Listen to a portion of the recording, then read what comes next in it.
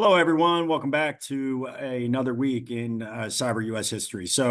Over the previous weeks, we've studied the U.S. Becoming in this world power in the late 1800s, and what sort of propels them to become this world power is the Spanish-American War, where we expand our borders, we gain places such as Guam, Puerto Rico, and of course the Philippines. You watched a short video on the Philippines where the U.S. went over there to oust the Spaniards and give the Filipinos their independence, but we don't leave. We stay and then in turn start to fight the Filipinos themselves after defeating the Spanish. We stay and fight the Filipinos and a guy named Emilio Aguinaldo. That war was actually much longer and much more drawn out, and much more costly in terms of lives and in terms of financing the war, than the Spanish-American War itself. Again, we end up giving the Philippines their independence back after World War II, but up until that time, for about a period of about 50 years, a little shy of that the U.S. occupied the Philippines. What we're going to focus on moving forward now is our next conflict, which is World War I. Approximately 40 million people lost their lives fighting in World War I. What I'm going to do is just kind of go over some of the basics with the causes of the war, and show you a few things as to how this plays out with the U.S. and how the U.S. tries to stay neutral, but really was unsuccessful in doing so. So at first, the mess of the alliance system. This should sound like a reminder from your 10th grade course, where hopefully you got to World War I. Ultimately, what you need to know here, what every student will reference in terms of the cause of World War I will be the assassination of the Archduke Ferdinand.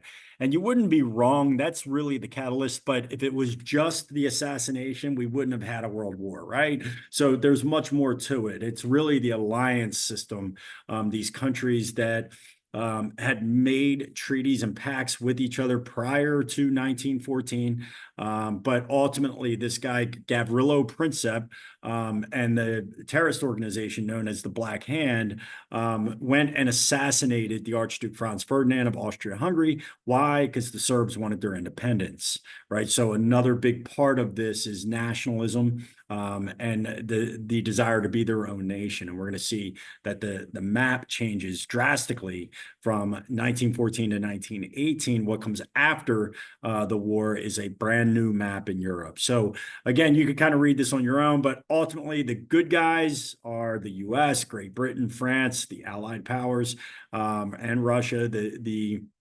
Although Russia exits the war due to the Russian Revolution. But also on the central powers, you have Germany, Austria-Hungary, and the Ottomans. There's other countries involved there, but those are the big ones, right? So the Ottomans in particular, we're going to study on the back end here. The Middle East was occupied by the Ottoman Empire, one of the largest empires the world's ever seen. And it was known as the sick man of Europe. They choose the wrong side. When the war is over, we get some of the countries that we're familiar with are drawn in the sand, in the Middle East, countries such as Saudi Arabia, so on and so forth. So we'll talk about that post-war. So here's a map prior to the war. You can see it's a little different. If you're familiar with the map today, obviously this is vastly different. But notice the Ottomans down in the south there, which is present-day Turkey. That's what the Ottoman Empire becomes, present-day Turkey. So this political cartoon showing you how if one country was drawn in, the next was going to draw in, and the next, and the next. And that's really sort of what happens in the general cause. Keep in mind, the U.S. does not enter the war until 1917, 1918. So the war breaks out in 1914. We have about a 3 or 4 year span before the U.S. even gets involved. But this is all the cause of the war over in Europe. Okay, so our country back home is mixed over who to support. Keep in mind, a lot of immigrants are just coming off the boat in Ellis Island, coming from countries that were part of the Central Powers. So the public was sort of split on who to support here. It's really not until we get few years down the road that the acts of the Germans really pull us into the war. But so Wilson proclaims peace. And again, the view of war is romantic one, right? The Spanish-American War that we just kind of dominated, and it was seen as this patriotic, romantic thing to do. Obviously, that's not the case with World War I. So what draws us in? The use of U-boats or submarines, U-boats, the German U-boats, basically attacking our merchant ships. The one that most of you will be familiar with is the Lusitania, which was a British freighter that had American lives lost on it. They give this Arabic and Sussex pledges. I say the whoops, won't do it again. They say, sorry, we won't do that again. And then they blow up the Arabic, and then they blow up the Sussex.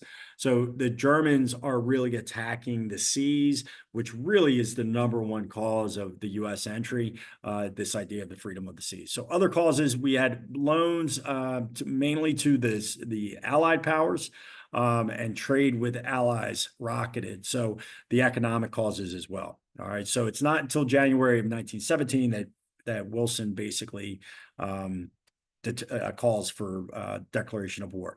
One side note that you're going to read about is called the Zimmerman Note, which Germany was working back channels with Mexico to try to get them to join the war if the U.S. should come in, and they were bribing them with territories lost to the U.S., mainly in the Southeast, Arizona, New Mexico, Texas, and another state. I forget off the top of my head, but ultimately the Germans are trying to get the Mexicans involved. That gets intercepted and published. And of course, it pushes the U.S. further to war. So April 2nd, 1917. All right. There's a lot to study here with this war. We're going to start with the basic causes over in Europe, and then you're going to read about the causes for the U.S. entry, two totally separate things. So don't get those mixed up. The U.S. does not get involved until 1917. So 2 quick assignments, 2 quick reads, should be easy enough this week. I know some of you had problems accessing the textbook last week, so I'm trying to keep it simple for you. So these 2 assignments should not take you long. We're going to expand on World War I in the coming weeks. All right. If you have any questions, reach out, but hope you guys have a great week.